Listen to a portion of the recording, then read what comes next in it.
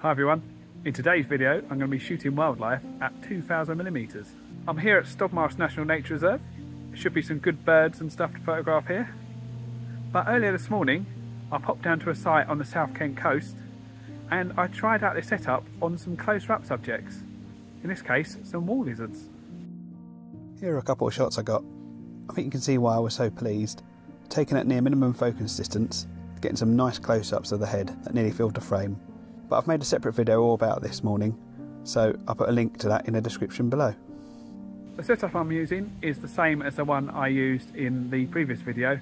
It's the OM1, the 2x teleconverter, and all that is on the OM 150 to 400mm lens. It started well as we entered the reed bed hide, as there was a kingfisher sat on a perch, though not a very nice perch, and it flew off before we could sit down and get any more shots. But a common sandpiper was feeding 20 to 30 metres away on a mud bank, and I got one okay photo. I thought I'd test out the setup with a long range photograph of the tern raft, which was 200 metres away, which as you can see is covered in cormorants. This shot is uncropped. There were a flock of gadwall flying in, and a great white egret was moving around at the back.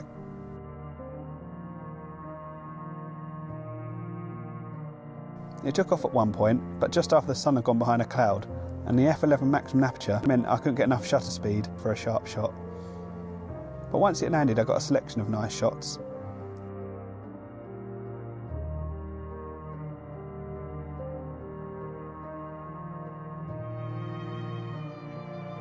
Including some close-ups at 2000mm equivalent.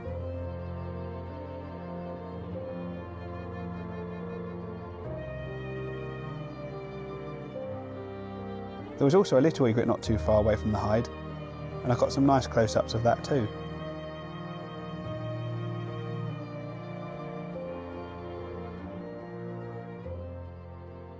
Well, it's a productive time in the reed bed hide, but we're going to carry on around the reserve and see what we can see in the other hides. In the marsh hide there were lots of ducks about. This female pintail came in pretty close as she was feeding, so I zoomed out to get the whole duck in.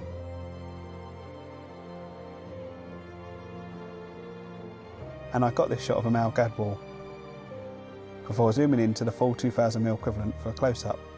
I also got close-ups of this female gadwall and this male shoveler, which show that fabulous beak. There were a few cattle egrets milling round at the back of the scrape from the marsh hide, but they never came close enough for a photo.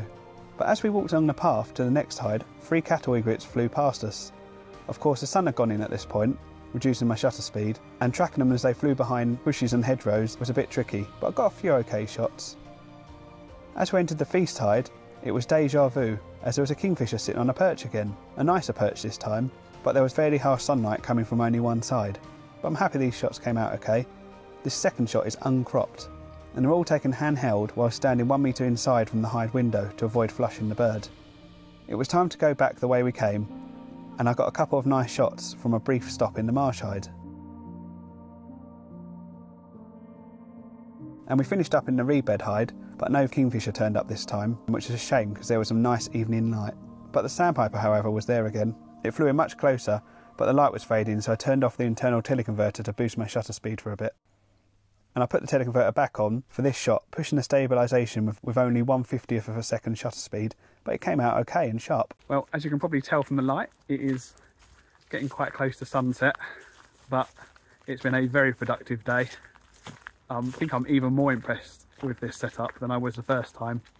Not so much problem with heat haze, closer subjects, and well, you've seen it, kingfishers, wall lizards, egrets. So if you have this setup, I'd recommend trying it out, see what you think. You know, it's not as sharp as without the teleconverter, but it is still quite usable, and I actually think quite good in many cases. So it's certainly worth a try if you want to get that a little bit closer. Thanks for watching.